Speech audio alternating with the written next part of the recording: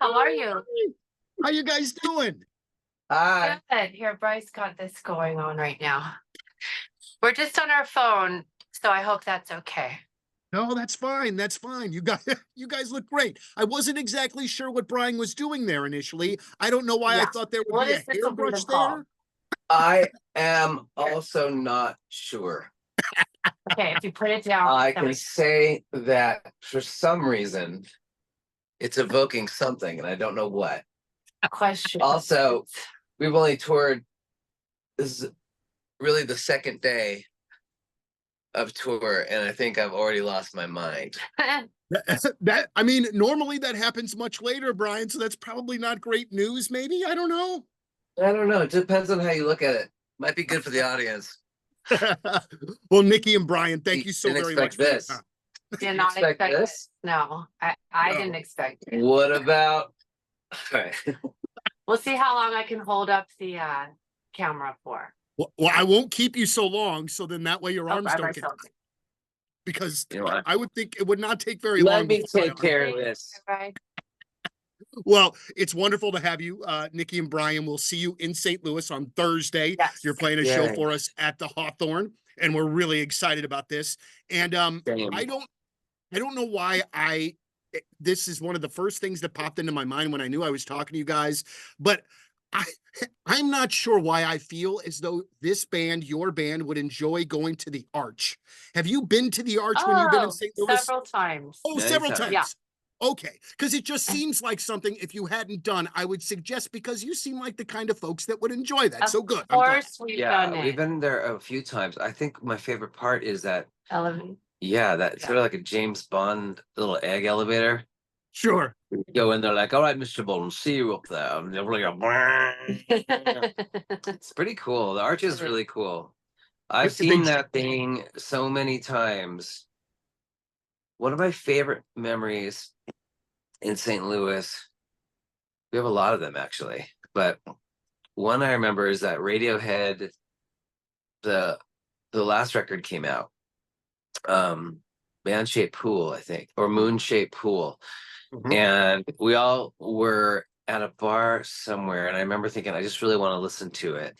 And the hotel was about an hour and a half away, and it was like 1 a.m. I just did the French exit and ducked out and put my headphones in and just walked through St. Louis listening to Radiohead. And it was so beautiful and so fun. That's fantastic. And now he's going to listen to the new Taylor Swift album today, since when we get to St. Louis. Well, I think I am going to, because I'm near you. Yeah. I don't think I have a choice, but whatever. I hear Florida's really good. I just like how people are so excited about it. Like I just like how people get excited about things musically in general, but like then it starts to make me sort of feel a little bad, because like I just listen to the albums and don't dissect every lyric. And is that okay too? You know what I mean? Of course. I mean, it's just music, you know? Yeah. You just listen to music as you listen to it. Not Taylor's open to all her fans, however you want to digest it. A couple of months ago, it might have even been more than a couple of months ago at this point, one of my very favorite artists, and I've never had the chance to meet her yet, but one of my very favorite artists joined you guys on stage for a show, or for part of a show in Chicago, and that was Laura Jane Grace. And can you kind of talk about her? I feel like she is like one of our, I just think that she is such a great songwriter. And I know those of us that know her appreciate her a lot, but I feel like she does not get the credit that she deserves. So when I see her on stage with you guys, I go, good, more people to see how great she is. Yes. She's so powerful. Her voice is so powerful. We toured with her. We took Against Me out on tour a long time ago, and we became very friendly. And then it's just time happens, and once in a while we'd have a little bit of an exchange, but our friendship was always there, but we just hadn't connected in any way. We've rekindled it recently. And Nikki and I did a benefit with Butch Vig. Butch does a thing called Joey Song in Madison every January with a bunch of artists, and we're a part of it. And Laura was one of the people. And so we reconnected with her, and we played each other's music and this acoustic thing. She played our songs, we played her song Thrash and Reel, which we got emotionally attached to. And then we met her wife, Paris, who's really, really quite something. She's special. And when we were playing Chicago, we just threw it out to her like, wow, we had so much fun. You want to come and do this? And she was a little taken back first. She was like, really? I was like, yeah, you and Paris, your wife can do this. And It was so much fun. immediately she was just like 100%. Oh, that's And so awesome. it was amazing.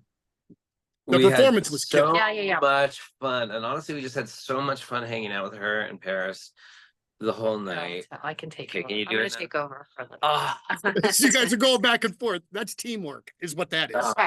Teamwork, So- don't teamwork. She brought, Laura bought one of Jeff Tweedy's old studios here in St. Louis and was I living. know. Yes, I know half that. the- yeah, half the time here. So I was just praying. Like, I would tell my wife, okay, tonight's going to be the night that I'm just going to run into Laura Jane Grace and just get to, blah, blah, blah, blah. But I unfortunately haven't had that opportunity. But like I said, I was just so excited to see her join you on stage and with Paris as well, because I think at that point she had just gotten married, probably, right? I think so. Yeah, she Yeah, got married right around last- that time. So fresh, yeah. It seemed pretty Absolutely. fresh when in Madison, Yeah. Wisconsin. But she's a really lovely person. She's really shy, which is hard for people to understand when somebody just has Because her stage presence is such the a presence opposite. and her voice is so big. But you know, she's reserved and charming and Saves it for the stage. yeah. I want to go back. I want to ask you, you mentioned Butch Vig a minute or two ago, and I know that this isn't new or anything, but when you guys a few years ago covered the Martika song, Toy Oh, yeah. Soldiers, I had kind of forgotten about that song, and that was a song that I remember desperately trying to record off the radio when I was a kid. You know, Oh, play and record. Tape You know? it. Yeah. It's a great song. What led you to that song, which obviously has a beautiful meaning behind it, which I didn't know about, but it's just such a good song. I didn't know about that meaning either, to be honest. I was just randomly talking. I was in New York and our manager, Cliff Bernstein, was with me with a couple of people. And we were all just talking about songs of a certain era, like a 1987 specific era, like a Lion of the Cobra, Sinead O'Connor kind of era, this like certain pop sound that's really like sizzly, but also a little bit like glam rock, like hair metal a little bit. Mhm. I don't know, it's just really interesting. You know what I mean? Like, Yeah. and we're just talking about these great songs that we don't really hear that much. And I have always mentioned that I loved Toy Soldiers. As years have gone on, that one always still creeps in, like it gives me the willies still. And Cliff Bernstein randomly said that song before I had a chance to say it. And I said, no way, I was really thinking about that as well. And then he just said, you should really cover that. And I thought, no way. We don't really do covers, and I think that would be strange. But then it just kind of seemed like a challenge. Like, could we do that? And then the pandemic happened, and it's like, okay, we should do something fun. You know, we should release this. And then Martika was on board, and that was important to me that Martika was on board. She was going to come play a show with us, but something happened. She couldn't do it. But Hopefully someday. my favorite thing was when we wrote her, we're like, hey, you know, we changed the key of the song. Are you cool with that? She's like, I got it. Don't worry, I got all the keys. I know all the keys. She's professional. She's a professional. Yeah, because it was hard for me. I tried to keep the key, and I was like, I can't compete with like a 17-year-old girl. I might be able to a little. I'm probably more of the dudes out there in music, the closest I could, but still, it's hard. You know, you guys have been around for a while now, and you know, in reading bits and pieces of interviews and things, I get the general sense that you've got a small circle of folks around you, and you keep it that way on purpose, and you're able to kind of do what you want and what you feel. Is that something that you had to kind of work towards over the years, or did it kind of start that way and you've been, you know, just sort of keeping that way the whole time? I don't think we're really conscious of it, but we like working with the people that we're with. So if they'll stay with us, then we're happy to have them, and they're our good friends. So I Yeah. would say it all happened organically. It's not something we had to fight for or think about. It's just what happened. Well, Yeah, it's one of just the people that we like and we work with and we work well together. We're just always been in we've never been a band that would be good in a committee ever. right. And we give that vibe off pretty quick. And so we've always worked with either labels that are tiny that have really no input on us and leave us alone, or our own thing. And we have our management people that also just kind of get that. And then the people that we work with, our producers like Butch or Jackknife or Dave Cooley or Rod. Just thinking about Rod. Yeah. Aw. I was just thinking about Rod because we were listening to the Rentals album last night. Oh, cool. Ooh. Rod Cervera. Rod Cervera, who was in the Rentals, and He produced that our first record, The EP. Return of the Rentals. So good. It's so good. Matt It- Sharp. Yeah. Well, it's really great. And I don't know why that this is important for me to interrupt you and say right now, but I have to do it anyway as a music nerd. But on that second Rentals album, there is a song called Getting By that is to me like this freaking totally forgotten alt rock gem that not everyone knows about that they should. It's so brilliant. But Yeah, that the first second Rentals record record is great.